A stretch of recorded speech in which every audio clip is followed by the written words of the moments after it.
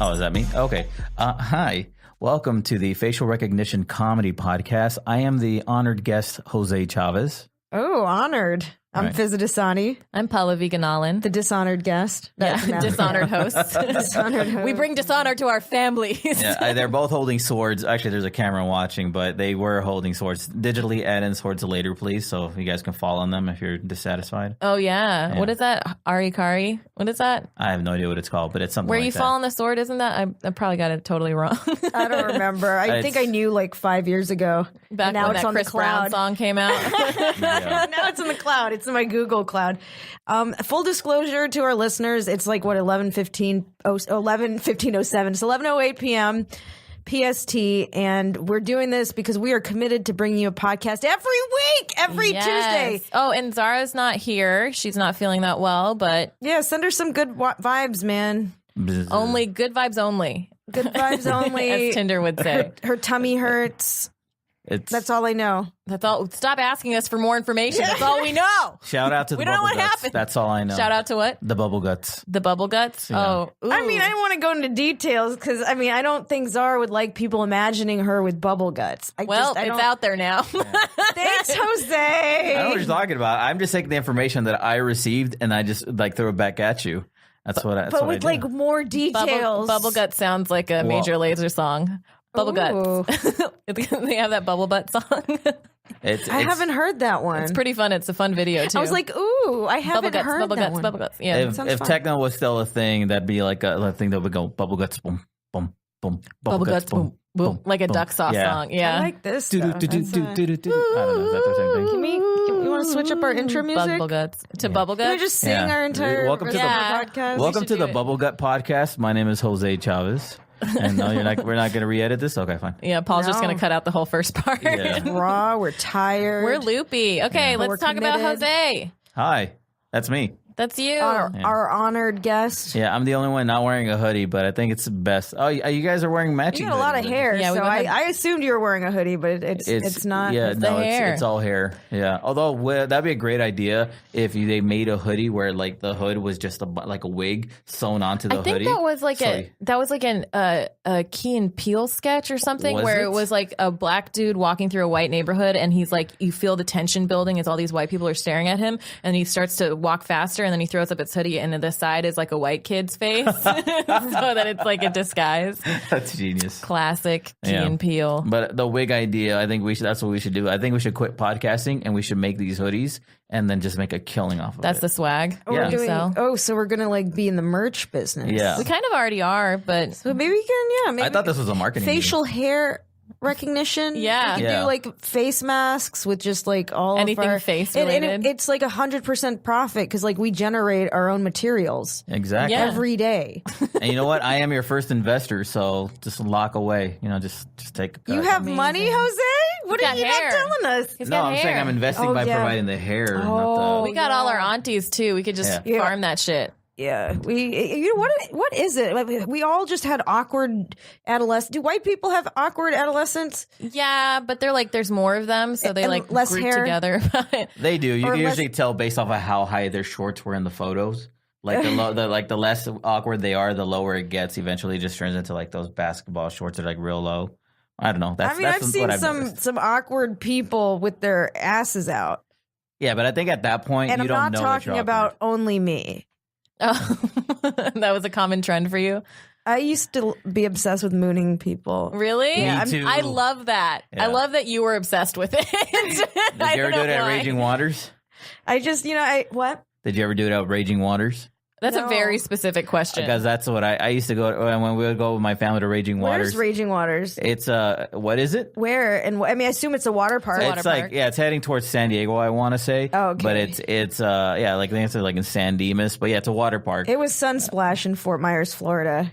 That's what the And I water used to park only, is. Yeah, that's the water park there, and I only wore one piece. Should be called Moon Splash with Fizzo around. Am I right? I'm a comedian, folks. I was always very like shy about it. In college, all my dude friends would like moon us. Like there was, I had a dorm room that was like on the ground floor, and like one of my friends came in and just was trying for like 7 minutes to get me to turn around and look at the window because my other friend was there with his ass out. Oh, I love just window never mooning. did it. He was just out there for so long, and I was like, oh, and he's like, oh, you should look out there. Like, isn't there? And I'm like, oh no, I got to do this thing on my computer. So long. It was so sad, but it was brave of him to have his ass out for that long. Yeah. How long? It was several minutes for him just smushed against the window with no reward. That's a hero. That's how I feel about it. Does he feel that way, or is he still beating himself up? I think he's gotten over it. There were like a lot of mooning incidents at my undergrad, which is great because now like a lot of those people are like in charge of shit, and I just remember them from mooning. You don't even recognize their faces. You've seen their asses more. I'm like, oh, that person's in charge of a hedge fund. I just remember their ass.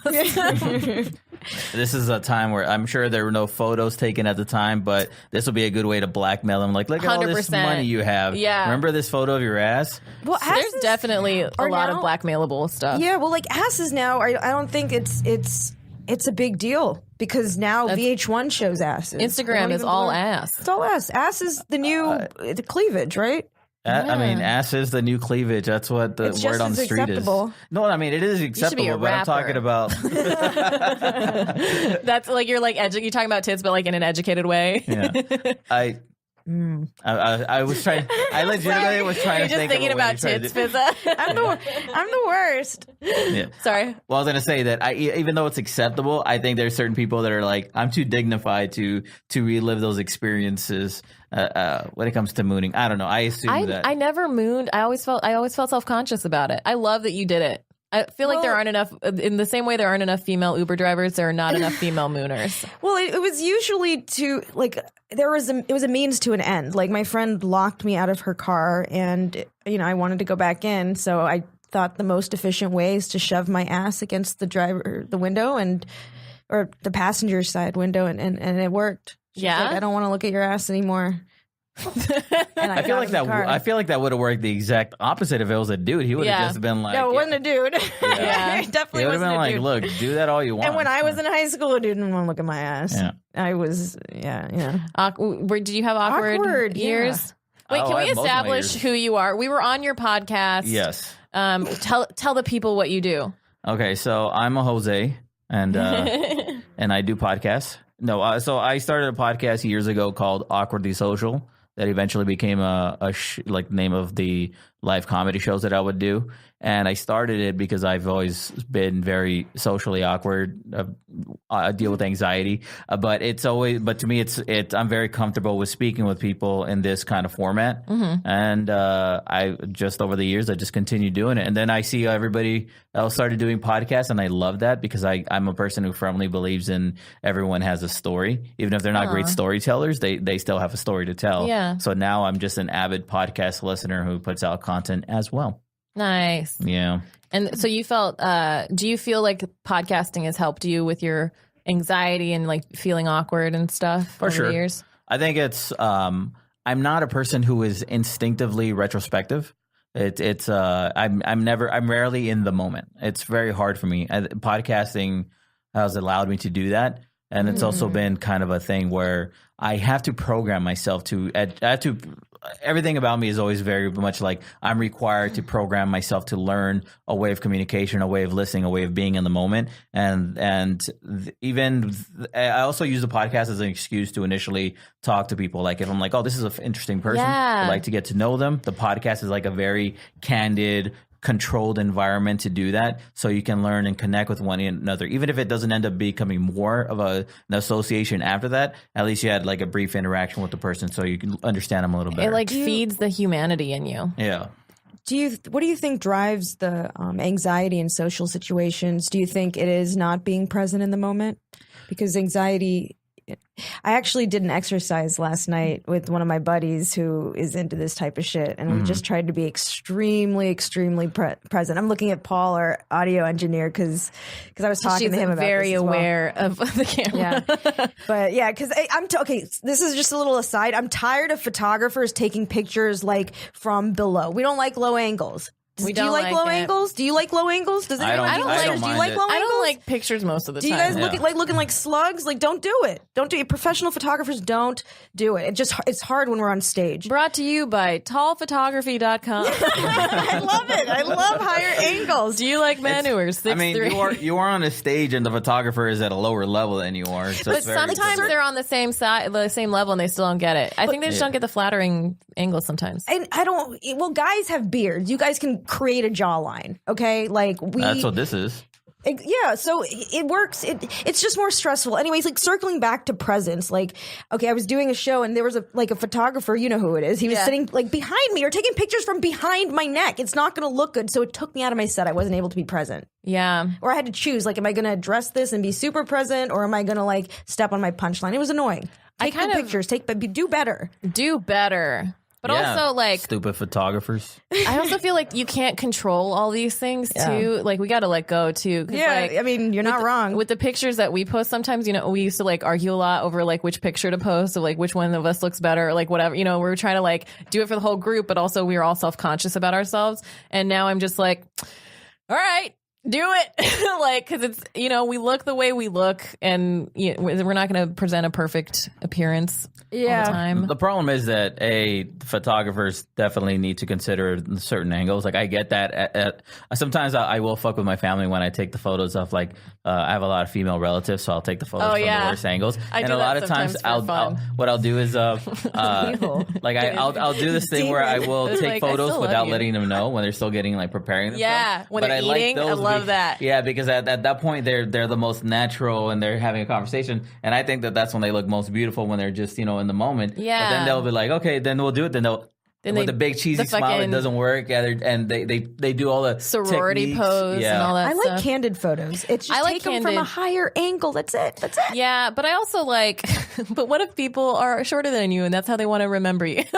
Like, what if they're like, I always looked up to her? Well, you know what? I think it's just clarify the preference. Yeah. Up top. I think what's frustrating about the photography is like like the way it's presented. So if it's like at a show and it's like a really good photographer, but then they take a bad angle, you're like, you wasted this picture. Like if it's like a candid, I know. You know what I mean? And you're like, oh, this could have been an opportunity for, and then they post it on like the show's page and you're like, this is not the best presentation. I actually maybe took a page out of your book, and there was something I was like, I don't love this picture, but I'm not going to remove the tag. Yeah. Well, there were two of them. I removed the tag for one of them. So it But I think I like on my Instagram, I try to post like pictures like when I'm with my dad or something and not wearing makeup and stuff. Like I'll post that picture because I just want to like maintain some sense of humanity and like realness. I just want to like not be so like, because then it becomes a perfectionist thing, and then you're like, I have to make every picture perfect, and I'm like, so I sabotage my own Instagram. Like, here's a regular picture of me. That, though. Reset the bar. Yeah, I'm like, this is what I look like, so I can deal with it. Yeah,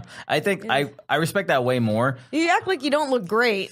I don't. Like, I do not like a lot of the way I look in different pictures, but I force myself to do it just to be a real person. Gotcha. Do you think, one thing I was going to say earlier was technology sort of ruined the photographer, not just about like how everybody can buy a camera now, but because you have so many different opportunities to take a photo, you will take a million shitty photos versus back when it was harder to take photos and you actually had to invest in every photo you took.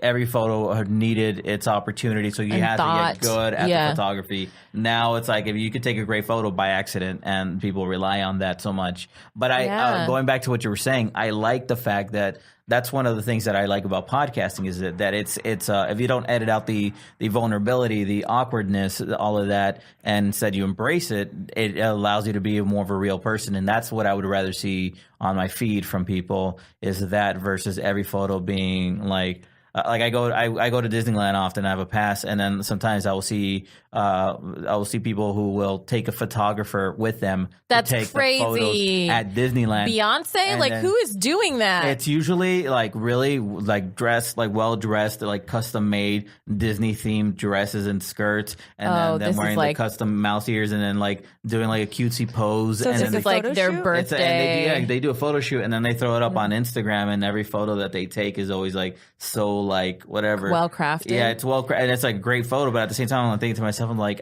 I understand that's taking it a step too far. I feel like what you said about podcasts and like keeping the vulnerability, like if we don't put any mistakes out there, then I feel like the whole cancel culture thing will be taken to an extreme, right? Like I feel like we should be able to like make mistakes verbally, physically, you know what I mean? Like not be perfect, because otherwise people like hold you to this like unreal unreal standard. Yeah. And it's a lot of pressure. It is, and nobody's like that. So we're all imperfect. Well, yeah, I mean, everyone's heard of the study with Facebook, sort of making people depressed because everyone's presenting their best selves online, and everyone else is, when offline you're experiencing your real life and you only see the best of everyone else. Yeah. So it's very natural, I think, for people to compare themselves. Yeah. I refer to that as when they go pastel.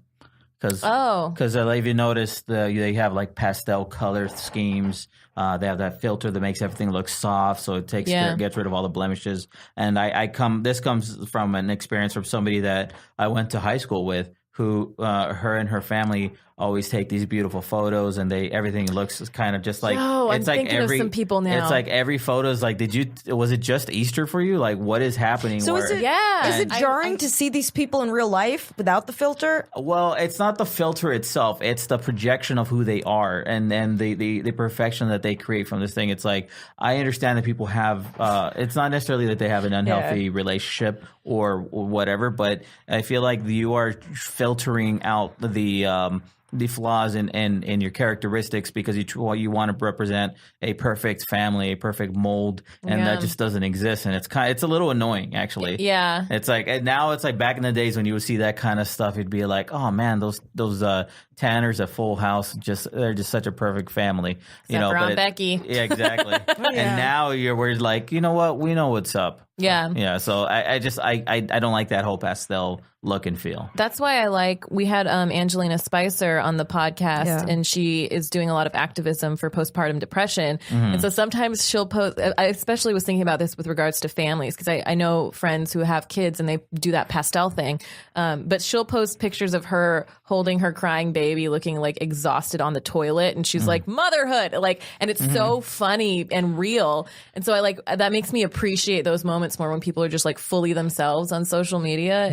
It's such a breath of fresh air. Do you follow but how come they don't get all those likes? They do sometimes. They do. Sometimes. Yeah. Do you follow honest couples on Instagram? Oh, I've heard of this. Yeah, it's so funny. So fantastic. So they what they do is they take photos, stock photos or photos that are submitted by followers, and then they'll put the caption is just so real. Like the caption usually there's one of Becky and her husband. Yeah. And the caption is, honestly, we just wanted to get our kid out of the house. Yeah, exactly. For the whole USC scandal. So they're, I appreciate that. I think for a while I tried to do that with my social media, but then I have such conflict and like internal conflict when it comes to it, because I try not to go too private with it. Like I no longer tag friends and family in posts, because people are so weird and creepy on there. So so I try to keep a certain bit of anonymity, but I certainly don't hide the flaws within myself. Like I'll be super vocal about my depression, about my anxiety, how it takes citalopram, how I've done therapy, and how when I was a kid I attempted suicide. So it's like these are things that I'm super open and honest about, but I won't tell somebody else's story because you won't air out someone's business. Exactly, because it's not my thing, it's not my place. Sometimes I'm not that careful with it. You're not that careful with other people. But I respect how you're doing it. It's just like I think with comedians, like we like it's so easy to like talk about your family and talk about. Well, yeah, we were so affected. I know that. I mean, my mom all the time like will text me like, "Oh, don't talk about this." Like, there's so many secrets in our family, and it's just like, I hope. I mean, she'd be horrified if she listened to this podcast and knew anything about my life. Yeah. She likes the pastel. I was raised in that environment where that was the expectation. So there was extreme pressure to be perfect, which doesn't exist. So you're setting yourself up for failure, setting us up for failure. She congratulated you on your latest selfie. Yeah, she congratulated on my latest selfie, which I used the Paris filter, which is only available on stories. So I put it on story. I downloaded it. That is, and then I cropped it, and now I got a lot of validation from my mother. She said congratulations, like I achieved something. Yeah, my mom likes to let me know every now and then. She's like, "You look like your father," but she doesn't say that in a good way. Oh, really? So, technically, she's calling you fuckable because she fucked somebody who looks like you. Well, it's a regrettable fuck, I suppose, if she were to try to process that. No. So does she feel resentful towards your father? Need like 3 more therapies. She hates him. He's a dick. He pieced out of our lives a long time ago. But so she going back to the whole family thing is like, I can talk about like when my mom, I tell a story about how my mom when I was a kid thought that I was gay. I tell these like weird, funny stories of things that are character flaws for her, but they're in direct relation to me. Right, it's your experience. So exactly. Yeah. So that stuff is fine, but I won't talk about like if any personal hell shit that my mom went through. Yeah. I won't talk about that publicly. Just what happened to you. Exactly. So what was in your experience? Exactly. So my comedy reflects that as well. Like it'll never be me airing out my family's secrets. It'll be more about the experiences that I had that were completely directly related to me, because it's almost always self-deprecating, but in a positive way. And is this intentional, where it's out of respect for the privacy of your loved ones and people close to you? If somebody says, please don't talk about me on something, I won't. If somebody says, please don't reference this, I won't. And it's hard, especially when it's a comedian or it's a really good story. Like every now and then I have done a thing where like I've done a bar show where I'm like, I can tell no one's filming it. So I was like, fuck it, I'm going to tell this story. So I have told certain things that I shouldn't, but they were in such a closed or private wouldn't get environment. Out. Exactly. Yeah. Or at least I hope it. I mean, I haven't heard any of it come back Not to me yet. So I'm thinking there's a definite gamble there, but I can't do that, man. Like I can't like censor. Like once I found comedy, I was like, everything's out there. Yeah. It was so freeing. I can't do that. Well, I mean, they don't watch my stuff, so they don't know what I talk about. But I mean, I definitely have requests. Mm-hmm. Like, please don't talk about this or that. And then like I've sort of understood. I found the line. If their illness hasn't affected me or the story I'm trying to tell, then it's not not something I need to share. If it's not a factor. But I've been towing that line. I mean, like I have life events all the time. That's like the running joke now. Life events.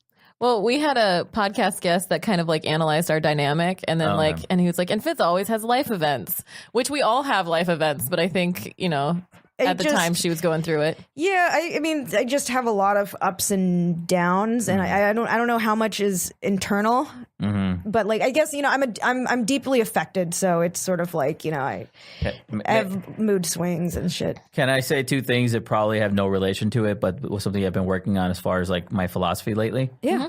One thing, I can't take credit for the phrasing of this because I read this online, but it's don't believe everything that you think. Yeah. Which is because you can build up a story in your head, and this is something that's going on. I'm sorry, I'll just get to my second point. Yeah, of course.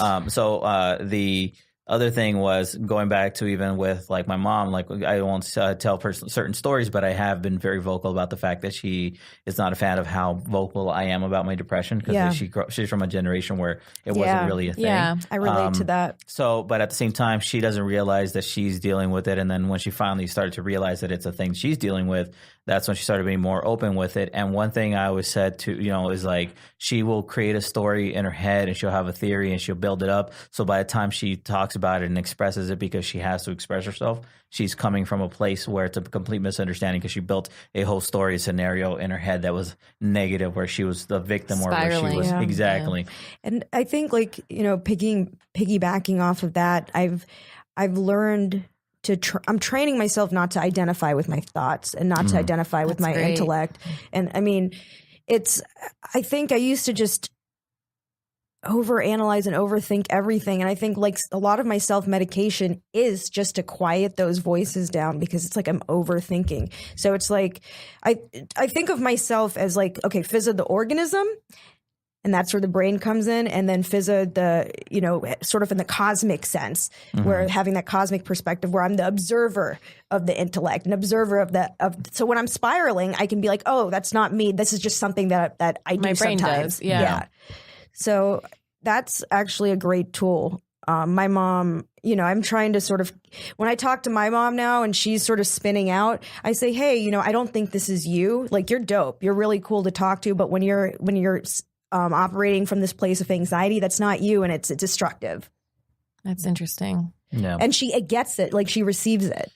So I mean, these are new concepts. Neither of us were raised to understand what the hell, like, you know, cosmic self. You know, the organism, like if 5 years ago, I'd be like, who the fuck are you? You know, to myself. I always thought, like, for other people, because you're always biased by your own brain, right? Like, so I would always think like, yeah, like mental health issues, that's very physical. That's like, I understand like the neurotransmitters and the stuff that's going on with that. Like, that's a very physical thing. Yeah. And so like, I was always able to like do that with other people. But then, once you're trapped in your own head, you're just like, who am I? What am I? Like, am I this feeling right now? Like, if I'm not, then what feeling am I? Like, you know what I mean? And so it is like really a smart way to pull yourself out of it by realizing that, as Jessica Michelle Singleton had said in her show, you're like a vessel for all these emotions. And you just, you know, everything is ephemeral.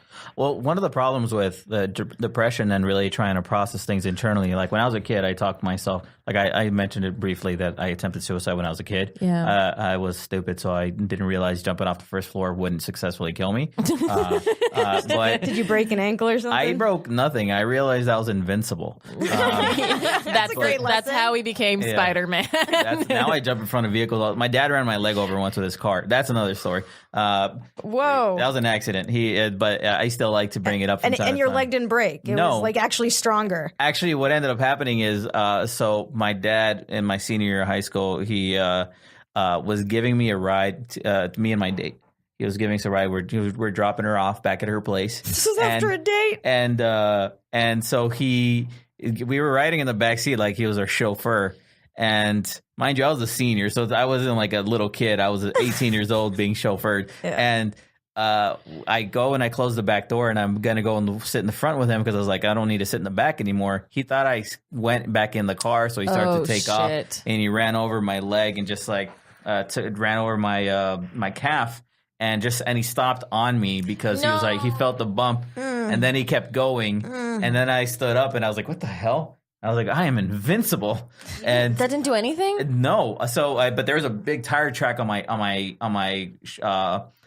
pants. How are you not serving vigilante justice right now? Like, I honestly don't know. I drink a lot of milk and eat a lot of cheese, so maybe my bones are just super strong. But when I got home and the adrenaline wore off, it felt like someone took a hot poker into my muscle. And so I just like dip it in. I just like dumped ice in the tub and just like put my foot but you foot in didn't there. Break anything. Nothing. Crazy. No, it's insane. The things that have happened to me where I'm like surprised that I haven't broken a bone yet. I mean, I'm sure now that I'm getting older, I'm probably gonna have one misstep and suddenly every bone on my knee breaks or something. I mean, don't be so sure. I mean, the power of calcium, you know. That's true. That is my superpower is calcium. Milk and cheese. Did you get to just like hold that event over your dad? Like anytime he was like, "Hey, like go take out the trash," and you were like, "You ran over my leg." Well, yeah, I hold that specific day over his head all the time because it was the day where he was simultaneously a terrible father twice. Oh, God. Well, technically 3 times, because what happened was I never cut class. The one time I cut class in the entire time I was in school, it was senior ditch day, and I had actually asked my mom for permission. We're like, hey, Mom, tomorrow's senior ditch day. Can I take the day off? It's like, sure. But then the one time I was like, I'm going to be rebellious. I'm going to cut class. I'm going to call my dad to come pick me up. So he picked me and my girlfriend up. He took us to the movies. And then, but when we were getting into his car, like he pulled up in the front, we walk out.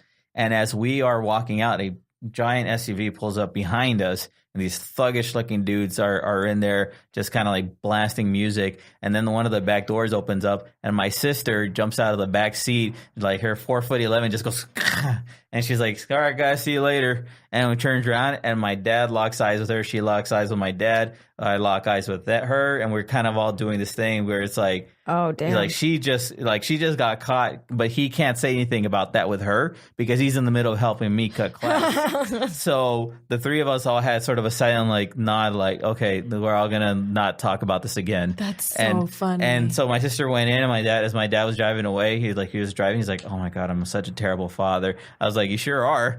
And so Jesus. I mean, you were taking advantage of that. I was taking advantage of it, but then he ran me over later. So it's like the same day. Maybe that's why. Exactly. So many life events. Yeah. My when my brother was in high school, I guess he was cutting class or something, and it was in downtown, and he was at an intersection, and he was we had this van that was like passed down through the family, so he had all of his friends in his van, and he was at an intersection, and my dad happened to be across the other side of the intersection, and they were just like standing there, and my dad was like, what is happening right now? And my brother totally got caught and in trouble and everything. That is so great. It's so funny. I think senior year in high school, we had passes to leave. Like we had there's leave some early. like ditch day thing. Yeah. So I had a friend who wanted to leave and didn't have a pass. So I thought it was a good idea to put him in my trunk.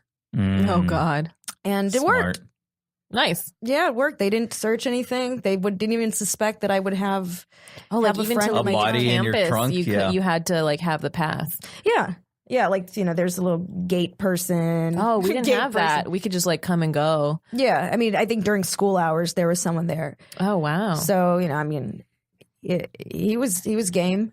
That's so funny. I like that. I've done that. I used to drive a Honda Civic, and so Honda Civic can comfortably seat about 4 to 5 people, depending on your width. I had 7 of us in there, 8, including my cousin in the trunk. And he was in the trunk. Yeah, so I had a cousin in the trunk. So what type of car was this? Like, it was this is not a Civic. hatchback. Okay, so it's a sedan. Yes, it's a sedan. So yeah, it's a no closed hatchback. trunk, yeah. So Okay. a 4-door. I want to say it was 4-door. It might have been a 2-door. But we had 3 cousins in the back, 1 laying across, and then the one in the front seat, and then one in the trunk. And then and it was. Who was in the trunk? I honestly don't remember which one. I should double check. He might still be there. This was 20 years ago, but he. So it was so funny to me because my car had not ever ridden so low. Like the back was kind of scraping a little bit because of everybody being in there. I was like, oh my God, I am at capacity with this thing. That's a lot of fun though. Just using so much gas. Yeah, I was so scared. I was driving because I'd only been driving for like 2 months, and I was like, oh my God, everyone's life is in my hands right now. So I got to literally everyone. Yeah, exactly. It's really dumb that we all get to drive at 16, but it's also like really fun. Like it's crazy that we were like that young and that stupid and given that power. But like I loved having my van. I would like sleep in it. I had that van that my brother had. It was a Mercury Villager minivan. And it was, by the time I got it, like one of the doors wouldn't open. It didn't have air conditioning. Sometimes it would just stall and then just shoot forward. It would just like slowly slow down, and then I'd be like, come on, let's do it. And like on the highway and shit. At any point, was that van the shagging wagon? Like at any generation? I did make out with my first boyfriend in that van. Ooh. It was really cute. It was the first time we kissed. It was my first kiss.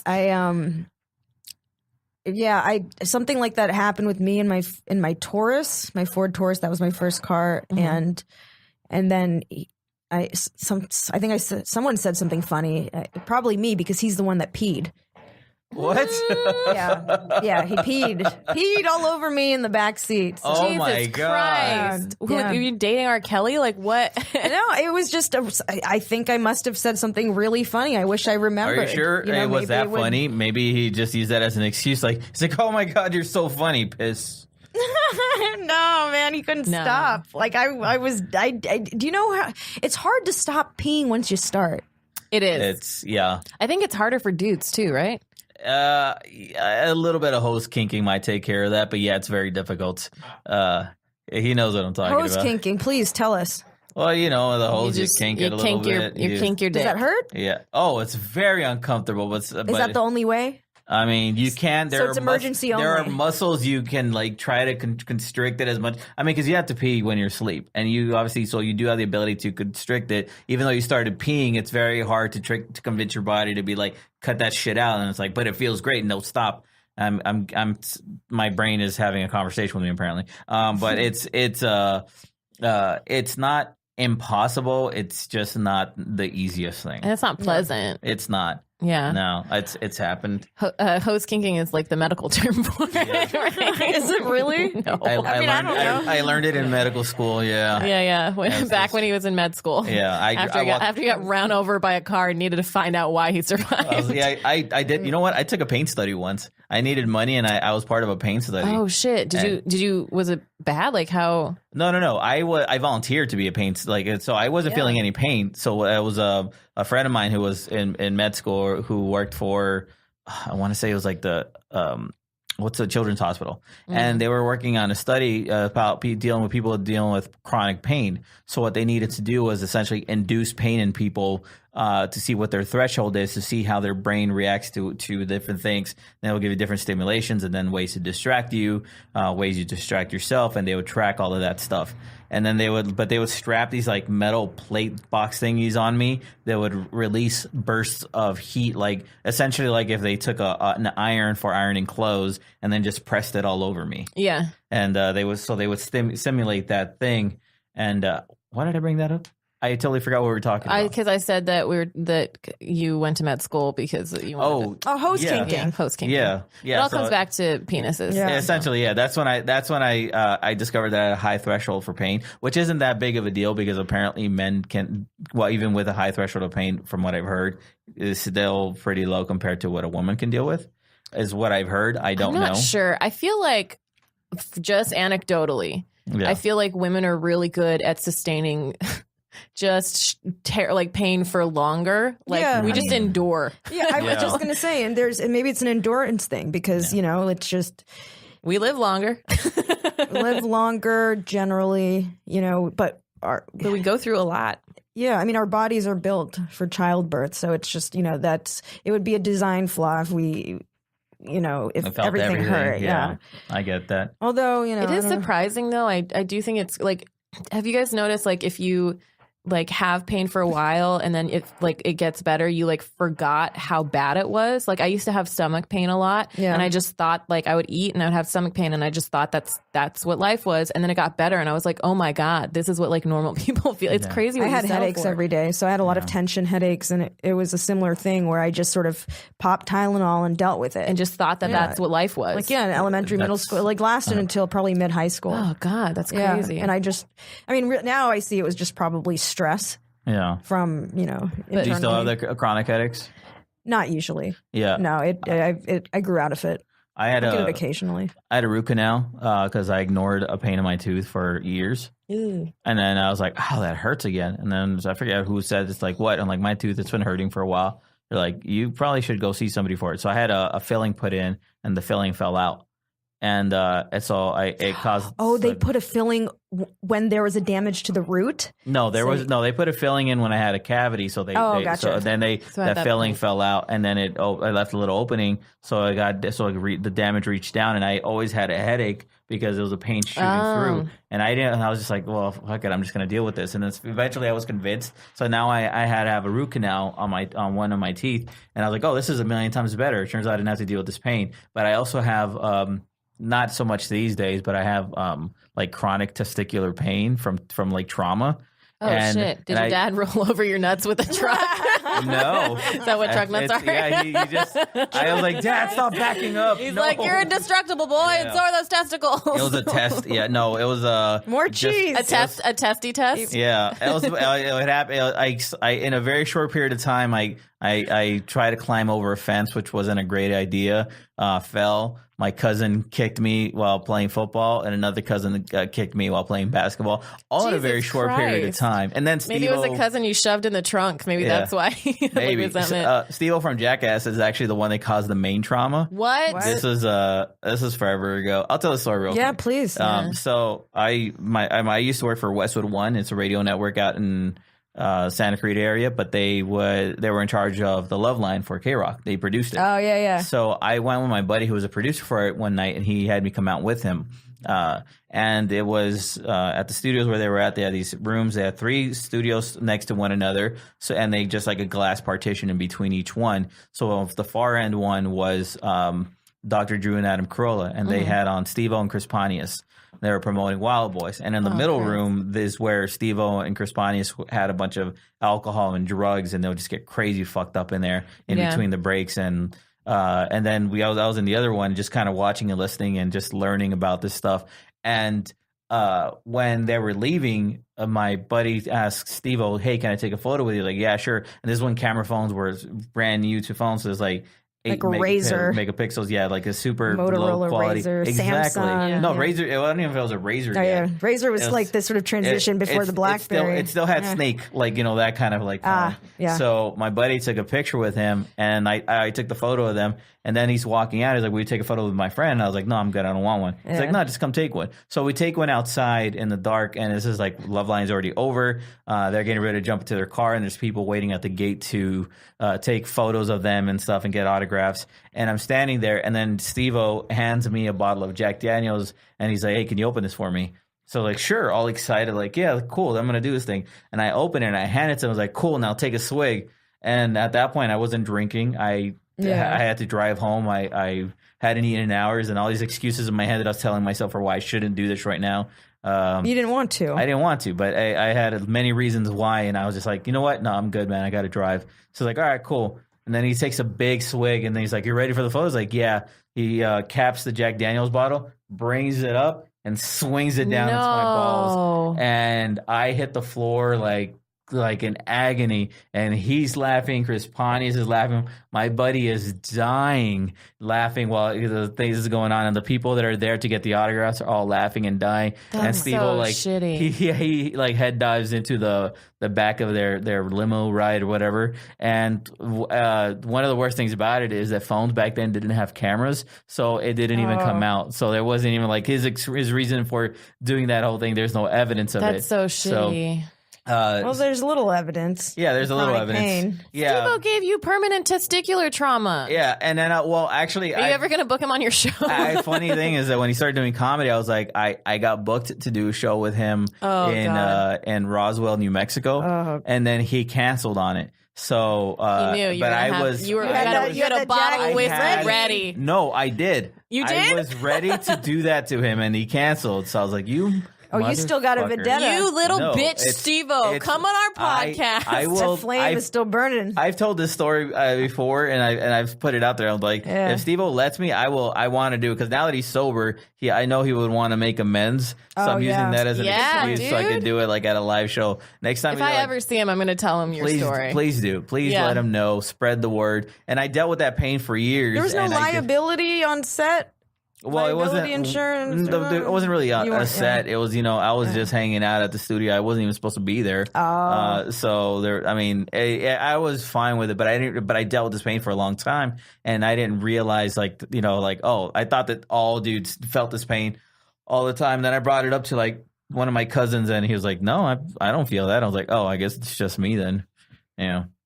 Man. Yeah, life is good. Dudes really fuck up their own stuff, right? Yeah. Like that's just him like being with the boys. I mean, I've never thought of like slamming a bottle of Jack to anyone's into nuts. someone's vagina. Yeah. I've never bike. punched a bitch. Like when you're like riding a bike as a kid and you sort of fall off the seat and like you've had a whole bunch of experiences with trauma there. Yeah, I don't know if you remember, but like about a year ago, I tripped and like I fell in some sharp shit and it like literally just I was only wearing leggings, so there wasn't much of a buffer, and it just sort of and this is like listener discretion.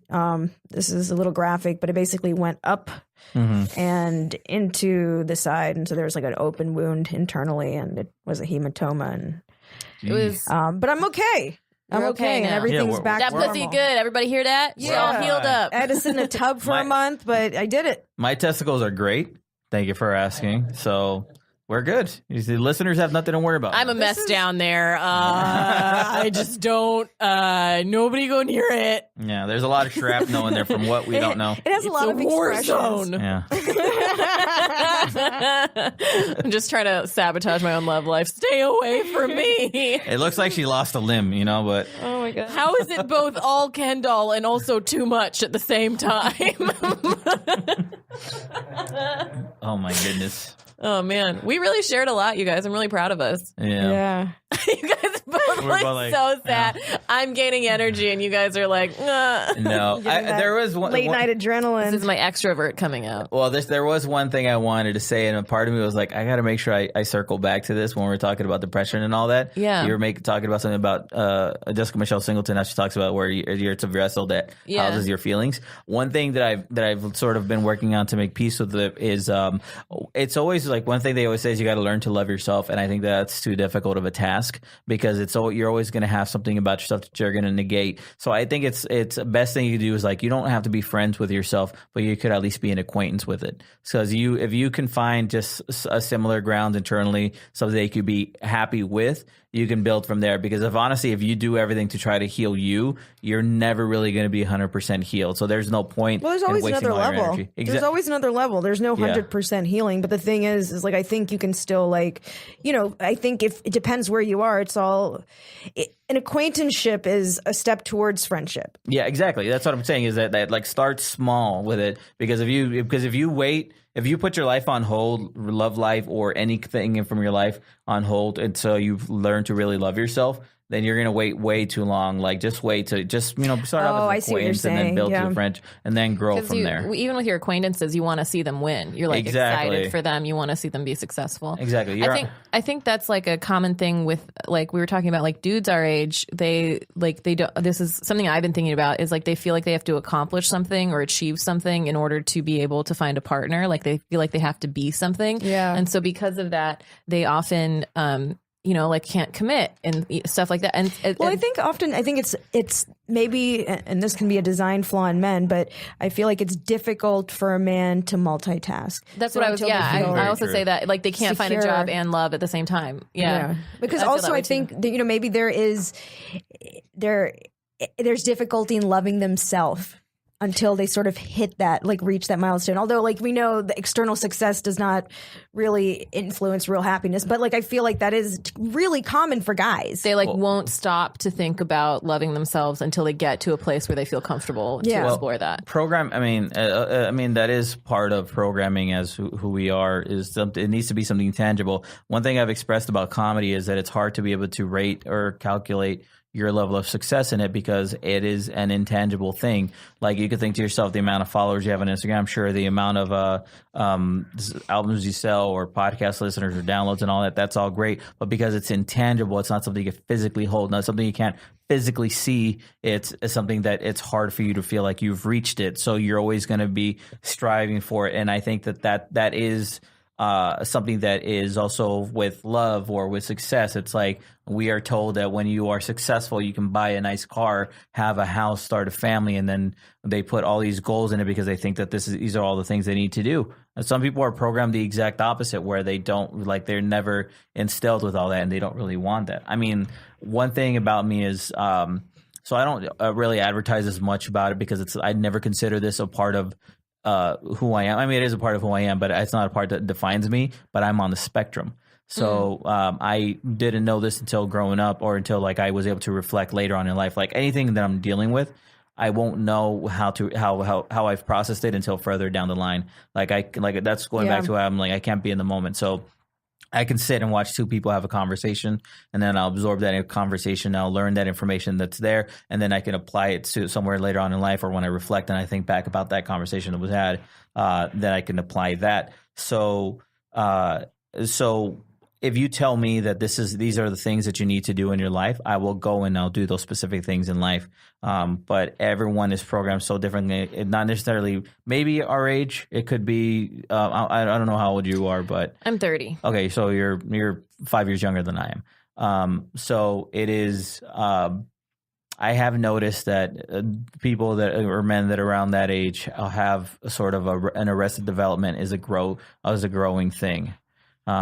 At least maybe just within my community, but I'm noticing that it is like a more common trait. I kind of lost my train of thought here a little bit, but there is a point where like relationships are intangible, you know, so it's kind of hard to know when you're in a healthy one or when you're in a good one. I don't know. Well, yeah, when you're in the haze, you're in the feelings. It's like being in the feelings. Like it's just, I don't know, when you're just, feelings are intense. Yeah. So like in a relationship, you could be in a, and by you, I mean me, and anyone can be in a really toxic relationship and it still feels like, it rather have something than nothing. Yeah. Well, also it doesn't make sense because it's just like, well, I don't know if it's euphoric recall where you're like, oh, the good times were so good and you get attached to that, but you're not thinking clearly. I know, like, I've had that. I feel like that's very human. Yeah. This, like, remember, when I was having, like, I was sitting here and I was like, I'm not well. Yeah. I'm not well. Yeah. I'm so happy. I'm not well. Yeah. I definitely, it's also a thing where I was talking to someone else about like nerd love and how I always felt like I was a messy person. Like in my head, I was like, there are clean people and there are messy people and I'm a messy person. Mm-hmm. Like I have all these emotions and like things don't go right in my life. And like, it's kind of like victim-y. Yeah. And I always thought that's like just who I am. And that's like, how my relationships are. And then like last year, one of my really smart friends was telling me about this irrational love that he had for this woman. And he knew like mentally it wouldn't work out. Yeah. But he couldn't help feeling the way he felt. Like, so he had to like remove himself because he was like, this is going to be bad. And I was like, oh, you're smart as shit and you still can't control it. Yeah, well, because it's not an intellect thing. It's not. Yeah, it's not. But it took me almost 30 years to be like, to kind of reconcile myself with that. It's not like my intelligence. It's not like the fault of my mind. Yeah. And that's something that, people get, but it's like, it's hard to actually believe it. It can sometimes be an addictive quality. So if you think of addiction, it's not a rational thing. Well, it's 100% addictive. Relationships are another one of the many things to fill a void. It's all a chemical reaction initially. It's so it's very euphoric. I have someone in my life who is in love who's addicted to falling in love. So we'll there are those people. So we'll simultaneously end and restart the same relationship just so they can go back to that beginning. The breakup routine. Exactly. Very toxic. So it's a very much along the lines of like kiss and makeup and the makeup sex and all that blah blah. But it is a like an addictive thing to deal with, and it's also really hard. And I think one of the things that you were saying about like the way you perceive yourself, it's always so hard because we always kind of label ourselves and we put ourselves in a certain thing, so we assume that things are a certain way and we think that it's just us. But it's everyone. Everyone has the exact same faults. Everyone has the same issues with love and with not knowing when it's there or when it's something. I think that's both like comforting and also a huge blow to the ego, right? Because you want people to understand you. We want people to understand us so desperately. We want to be loved. We want to be validated, but simultaneously we want to feel special, right? So when we're often like, I call it like Batman mode, like you don't understand me. No one gets me. I'm in this alone. It's like special, but it's so lonely. Yeah. So it's just two sides to it. You want that but you have to have that validation from the right things. Yeah. It can't just be the suffering. Would you want to be the only person dealing with that though? Or do you take comfort in that it's sort of that knowing that it's not really just you? But that's what I'm saying. It's a two-sided thing. I think that there is like ego involved. I thought, like, being brutally honest, I feel like people who are like you, nobody understands me. There is a thing of like, you're still special. You're like different than everybody. Yeah. Right. And that might be like a defense mechanism, something, and it's not rational, but we constantly want to feel special and also the same. I feel like it's a constant battle in our lives to connect to people, but like be special in the eyes of everyone. And then I think, that for me, the way I can cope with that is sort of understanding the different perspectives, like in the cosmic sense, the broader sense, like, we all are basically like one thing. We're all part of this, whatever, this time, space, reality, whatever. But like, but we all, when we're focused into the organism or whatever it is, it's just like no one's the same. So we're all simultaneously the same and different. Yeah. And that's how I reconcile. We all share molecules. It's I mean, one time I had a dream that like, you talking about STDs, bro? Yeah. I leave you with my STDs. Enjoy. No, I had a dream once that I died. Maybe we need to re-examine the nut issue. Yeah, we're gonna have to figure out what that burning is. Yeah. It's all Steve-O. I mean, we kept putting it on. I'm just past Steve. Like just dragging if there's a burning herpes, sensation, is that what just you're saying? blame it on Steve-O. You heard it here. Steve-O has herpes. You know what? No, it's not even Steve-O. I'm kidding. It's the Jack Daniels bottle that had the STDs. So it's crazy. You think that man is like slamming his dick into things and also using protection? Anyways, you had a dream. I ruined your dream thought. No, what was my dream? Oh yeah, so I had a dream that I died and that I was essentially floating off into space, and that there was like this giant cosmic energy, and like heaven was more like a network of spirits. Like when you join it, it's like suddenly you've joined the network and you're part of it. So now there's a simulation, like a spiritual simulation of like what heaven is, because it's all a connection. And it's like some people choose not to be a part of it. Those are the spirits that are stuck on earth. Like someone's explaining it to me. And then, but if you wanted to restart life, you wanted to go at it again, you essentially are reborn through another person. And then they tell you like, but a part of the organism. Exactly. The organism. So the consciousness is always but that's the thing, is like how the universe is always expanding. So the new consciousness continues to exist from that point, even though it always did exist in a certain certain level. So in my dream, God and heaven are the same thing. Yeah. And I like to think that we're all just consciousness taught. So like me and you, it's just like we're having a conversation with ourselves. Like we're all the same. So we're all just playing a role. Like Paul over there, I had another shout out to Paul doing our sound. Paul, you're not Paul. Paul's God. God's talking to God, right? Yeah. This is so dope. This table, man. The table has a level of consciousness. Is the table so the focus of the table's consciousness. When you said it's a network of people, in my head I immediately was like, "Fuck, we got a network in heaven too." God damn it! Coming back to social anxiety. I know. I was like, who books heaven? Is that? I mean, do you really want to go to heaven? I don't believe in any of it. Yeah, it's just a state of mind, I think. Well, my whole thing was death is going to be lit, though. Yeah, I honestly think that I'm not. I've had my life. I've had my life threatened a couple times. Ooh. By your father? No, it was and like Steve-O. someone pulled a gun. Everyone's hurting you, and you just survive. Man. You endure. You're a woman. My sister did stab me once, but that was an accident. What the fuck, dude? Wait, what? Your 4'11" sister was just shanking you? Yeah, but this was an accident. We were making food, and then she had a knife in her hand, and she turned around and stabbed me. And then where? In the shoulder. Right in the testicle. Yeah, in the testicles. It was right next to the bottle. Yeah, her and Steve-O both came at me at the same time. I'm saying worse shit about your balls, dude. I'm sorry. That was totally fine. I'm the one that brought it up. Yeah, it's like, so there's nothing wrong with that. No, but she stabbed me and she apologized a lot. Sometimes I will text her. But like, do you remember when you stabbed me? And she just responds back with, yeah.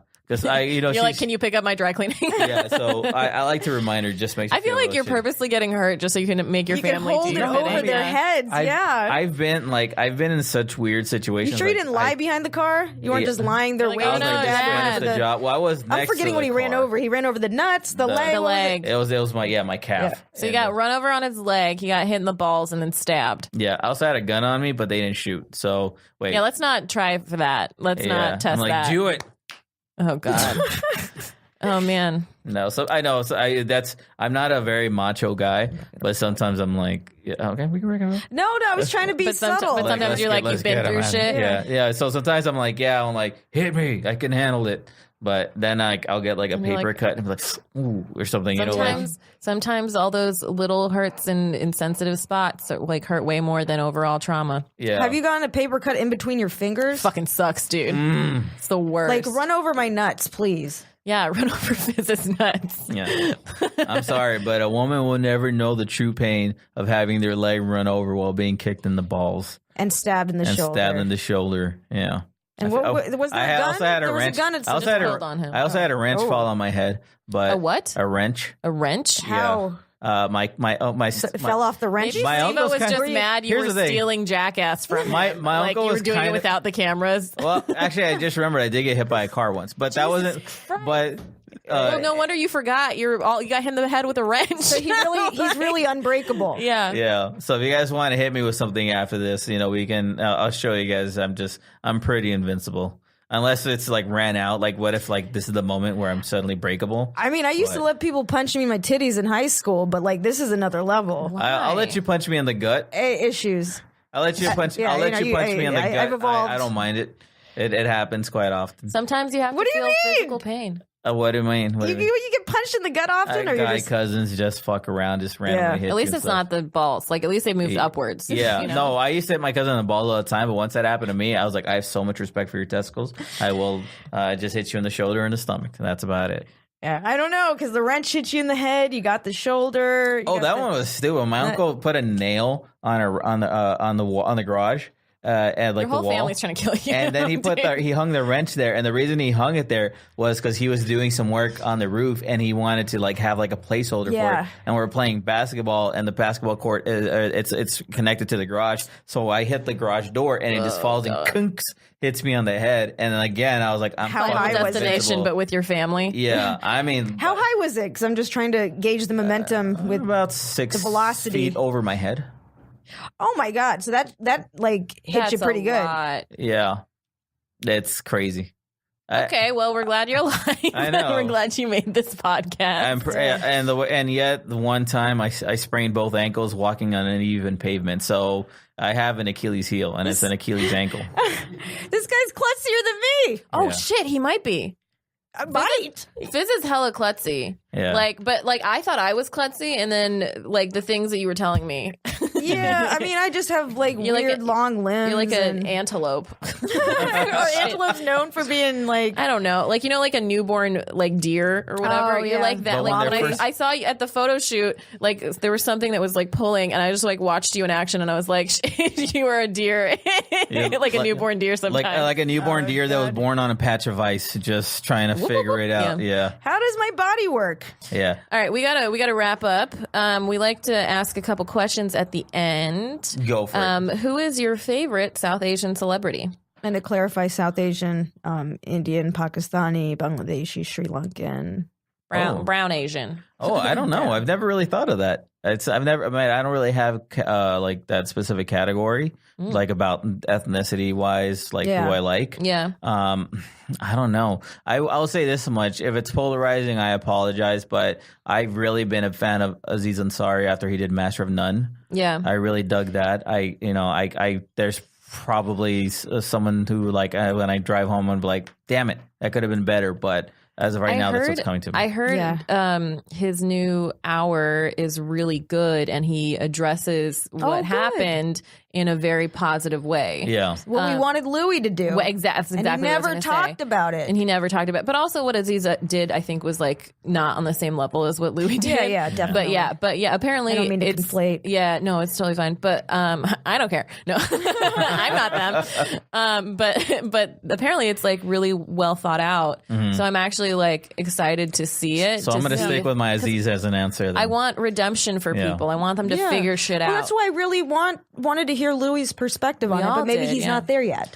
I feel like, he passed that. He just went straight to like, you know what? Fuck it. I dealt with that already. You don't need to hear about it because I dealt with it personally. but that's not Okay, dealing so he's with keeping it Yeah, private. I don't think which that's. is unfair. I don't think he's dealt with it. If that's given what his attitude has been. Well, especially because Why don't like they- he's always talked about like go deeper, go deeper, go deeper, go deeper. So like he's at that point. It's just like, well, why are you sort of omitting this You're thing? deflecting. He's stepping over that. What I'm saying is like I'm not saying he's like dealt with it. I'm saying he's like stepped over it Avoiding and it, moved yeah. on. Yeah. And he's saying like I moved on from it. Why Yeah, are I you still see, there? yeah. Yeah. No, but I heard Aziz is so hopefully he'll get his story back and he'll have learned. I think he says something like that. Like, I hope, like, if one person has learned, I hope from my story, then it's good that they've, got out there. What's the next question? It's do we have another question? We do, but I also forgot it. Man, segments. Build a stereotype. No. Yeah, that's what what's we do your for dumb? What? Oh, it's a stupid question. How does Paul know? Paul, you actually listen to us? What's like? Do you have like a dumb question about our culture? Like, this is a safe space. Like, do you have a question that you've always wondered about, like South Asian? We've had a lot of brown people on our podcast. I think our like. Am I the first Hispanic brown? Or no, we've had like 50 episodes by now, right? What if he is? Who? We've had to have had somebody else. I'm sure you might have. Yeah. Paul? He's yawning. Yeah. You're white passing, remember? Yeah. I look super Native American, so I don't know because so funny. You were like, no. I'm going to tell you guys something that I might have said before that I don't have any questions because I was going to say growing up, I didn't know that races were a thing. Like, I didn't know there was different ethnicity. I just thought that people had slight variations in aesthetics. Did you grow up in a very diverse environment? No, but I also didn't question it when there would be like a black family in a neighborhood or a white family. Okay. I just sort of assumed, like, I didn't even know that Armenians were Armenians. I just thought that they were also Hispanic. But at the same time, I didn't really think as Hispanic as a thing. I just thought that, like, it was like, oh, his dad is black, so he's black, but I didn't think of it that way. So I don't really have any sort of like thoughts of that kind of stuff. So I wish I had a better answer for you or something a little more embarrassing. But I don't have any of that. Yeah, I mean, that's all fine. Valid. Yeah. Like, we're not going to make you. True. I want to. I feel like I want to share one more story, but we're out of time. But I'll save something for next time if you guys will have me back. Yeah. Yeah. Okay. You're giving us a little to be continued. Yeah, I have more stories about ways where I could have been broken but did not. Oh, just like you should just have one podcast. Do you have like scars? All the stories. No. Oh, I mean some.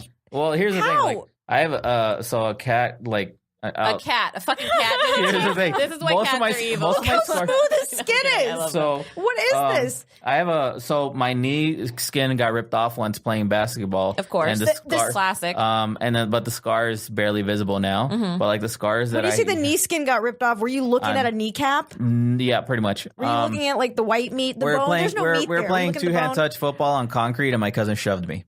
And I spun on my knee. Always the family. And, this is all domestic abuse. I apologize. I see his hand fidgeting over there, so I'll save that story for next time. Yeah. All right, but cool. There's more. All right. Well, God, it's so frustrating. A cat did it. All right. Where can we find you on the internets? Okay, social media at I am Jose Chavez, at I am Jose Chavez on Instagram, Twitter, Snapchat, but Snapchat's kind of stupid. I mostly just show videos of my cats. If you want to check out my podcast, it's available on iTunes, Stitcher, Google Play. It's called Awkwardly Social Podcast. There's also the website awkwardlysocialcomedy.com. Tight. Mm-hmm. And I'm Fizadasani, at Fizadasani on the platforms, social media platforms, Fizadasani.com, Fizaa Dasani, Dosani. And Zara's not here, so I'll do hers. Zara is at Really Zara, Zahra, on all the social media platforms. We're facial recognition comedy. Well, I'll do mine first. Yeah. I'm doing it backwards because I usually do. I usually say talk first. It's midnight. I'm Paula Viganalin, PallaVigunalan. That's my website, my Instagram, my Facebook, my Twitter. We are facial recognition comedy. Oh, I want to see if I can try to do the socials. Do it. A nice little challenge. Do it. Shout out to Comedy Pop-Up. Just have my back. This is a dope spot. Shout out to Comedy. So, facialrecognitioncomedy.com, facial rec comedy on Twitter, which I should know because I made the account, and then facial recognition comedy on Instagram and Facebook. Yeah, I did it. Don't forget to find the porn at facial rec, which is just very inappropriate. We decided facial wrecked would be a great porn name. And shows. We also go ahead. Oh, can I plug one? Yeah. April 11th, I have the next Awkwardly Social Comedy Show at the Ice House Comedy Club in Pasadena. So Ice you can get that at the icehousecomedy.com. April 11th, you can find it there, or you can get the tickets linked through awkwardsocialcomedy.com. Hell yeah. And our show, we have a monthly show in Santa Monica, our residency at Westside Comedy Club. It's second Sunday of every month. The next one is April 14th at 9 p.m. And keep an eye out because we're going to bring the show back to New York and back to the OC. I think it's technically Westside Comedy Theater in LA, in Santa What did I Monica. say? You said Comedy Club, which is Yeah, that's in New York. yeah. Westside Theater. Comedy Theater. But We've it was done really Westside good. Comedy You did a Club great before. job. Yeah, I mean, it wasn't bad. It was pretty good. I I was just hyper aware of it from like tagging both things that one week. Yeah. We were in both. But yeah, we're going to come to New York. We're trying to do a tour in the Midwest. Buy our merch. It's our faces on a shirt. Thank you, Jose. Hi, thank you. You want to leave us with something? A word or two? Just what I always tell people: keep life awkward.